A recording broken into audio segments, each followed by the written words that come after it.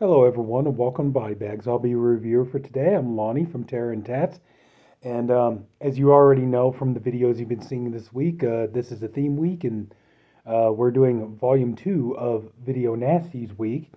And the one that I went for was a 1972 film titled Schoolgirls in Chains.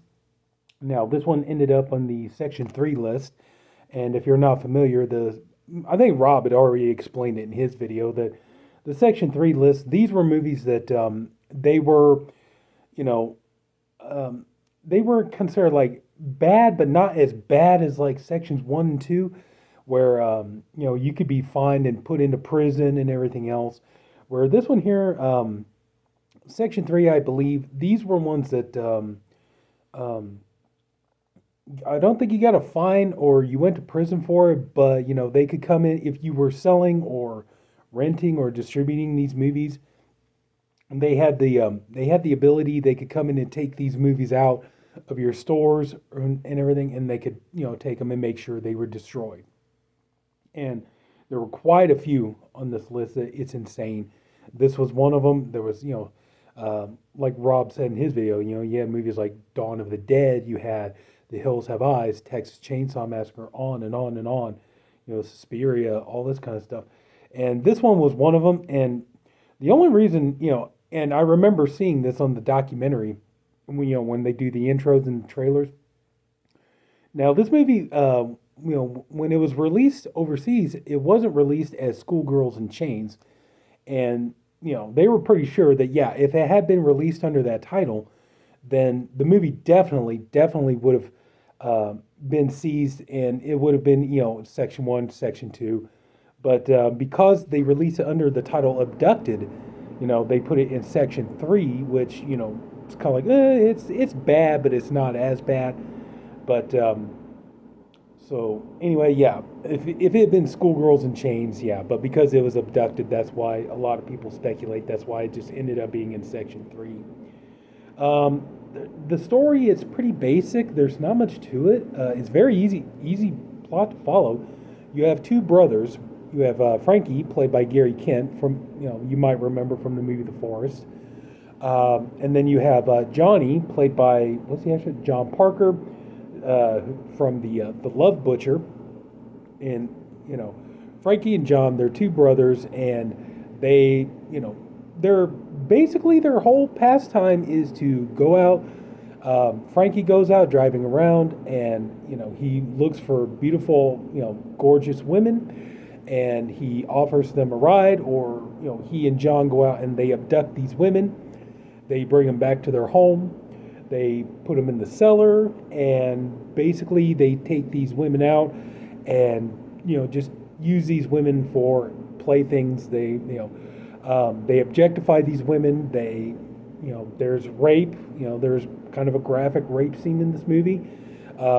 These women are being just tortured, humiliated.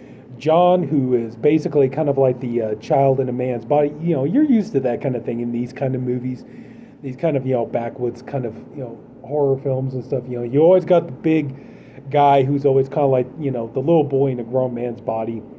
And his favorite thing is he likes to, take these girls out and play games with them. He likes to play like doctor or something like that. But the only problem is like when he plays doctor, he's like, oh, I want to operate. So his thing is he'll grab a knife and everything and try to cut these women open, literally try to cut them open and things like this. And we learn that with Frank, that he ends up, excuse me. We end up learning that with Frank, his thing is that at one time he was engaged to a woman, and he brought the woman around to meet their mother, and the mother ends up insulting the woman and making everything like just very uncomfortable and all this kind of stuff. So we realize, so long story short, there's definitely like a psycho vibe in this movie. And what I mean by that is that you have these two guys who they're doing really horrible things to women, and it pretty much stems from them having some serious mommy issues. And we have a young lady. She ends up being abducted by Frankie and John, and she's taken, and they're doing their horrible games and things like that to her, and in the meanwhile, her boyfriend is if I remember, yeah, he's like a reporter, and he's like doing everything he can to try to find her and so he's kind of in a race against time to get her out before she becomes one of their victims. So, I mean, that's pretty much the plot in a nutshell. It's not too much else to talk about. But this movie is very, very sleazy. It's, the director, Don Jones, who, directed The Forest, he, it was getting into the early 70s and stuff, and he was doing kind of light-hearted, kind of very, very light, kind of, like sex movies, sex comedies, things like this. He had worked as a stuntman with Gary Kent and, done some acting and things like this. And he moved into directing, started directing some stuff. And, he directed some light kind of, light sex movies. And then, of course, getting into the 70s, it was like, the sex was getting stronger in movies. And he was kind of going along with it. But then, they're like, okay, now we're going into, pretty much full-blown porn. And that's when Don Jones was like, yeah, I can't do this. I'm not doing this. So I'll make another kind of movie. And so he decided he was going to make a horror film, and he came up with this. But, even though the movie's not porn, so I'm sure probably some people are probably, aw. But no, the movie's not porn, but I promise you, it's very sleazy. It's grimy. You're definitely going to feel like you need a shower after watching this movie. It's unsettling in parts. It's an uncomfortable film, and so yeah, you're definitely gonna get your money's worth out of this. So there's if you're like, oh man, it's like, does that mean there's no nudity? No, there's plenty of nudity. It's not erotic, it's not sexy. It's just kind of very unsettling in the way that it's done. So, but anyway, yeah, Schoolgirls in Chains. I would say if you're into these kind of movies. I could definitely see why this movie would end up being in this Section 3, though, too. I mean, this movie is not female friendly. If you're a feminist, you're not going to like this movie at all. Okay, the characters in this movie makes them, not, the brothers, yeah, kind of, but like the female characters end up making some really poor choices. And, we're not, unfortunately, like in terms of all the characters, not just the women, but all the characters. None of these characters in this movie really are the sharpest knives in the drawer. So, but yeah, I could kind of see, because this movie definitely has a misogynist vibe to it. I could kind of understand why this movie would have gotten picked. And but like I said, I agree with what they say in the documentary. If this thing had been released as overseas as Schoolgirls in Chains, yeah, this sucker would have been on Section 1 or Section 2, but.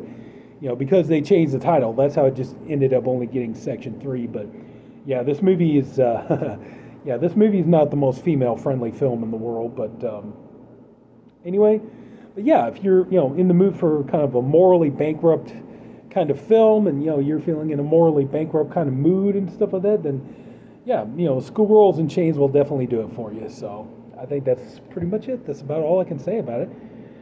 But, it's a nice addition from Code Red. I could say that. You got a number of commentaries on here. It's like, we have, 2K scan from the original negative, audio commentary with actor Gary Kent and director Don Jones, unfortunately, the late Don Jones. Audio commentary with director Don Jones and R.A. the Rugged Man. Audio commentary with DP Ronald Victor Garcia. Oh, that's another thing. And director Don Jones, featurette original theatrical trailer. That's another thing about this movie. This movie is incredibly well shot. It's beautifully photographed, and it looks great on this Code Red Blu-ray. And, Ron Garcia, that's kind of the big thing that people note when they talk about this movie, is that Ron Garcia, he shot this movie, but he would go on and shoot movies for David Lynch. Like, he shot Twin Peaks Fire Walk with Me and everything. So you have, a really good, cinematographer on this movie. And the movie does look really good. It's really nicely filmed. And Ron Garcia had gone on and directed movies himself, but that's about it. So yeah, I would definitely say Schoolgirls in Chains. If you're definitely in a morally bankrupt, naughty kind of mood, yeah, I say give it a shot. So that's pretty much going to do it. So if anybody took the time to watch this video, I thank you for doing it. I appreciate you for doing it. I honestly hope you enjoyed the video. If you did, please leave a like. If you haven't already, go and subscribe to the Body Bags channel. we have a different reviewer, one for every day of the week. I'm the Saturday reviewer. You know, we have a different group of guys. Everybody's all doing great stuff, great videos. We have more fun theme weeks, and we're getting ready to review the week of 1983 in horror. That's coming up pretty soon. That's going to be fun. So everybody, please come back. So take care. Have a good night, and I'll see you later.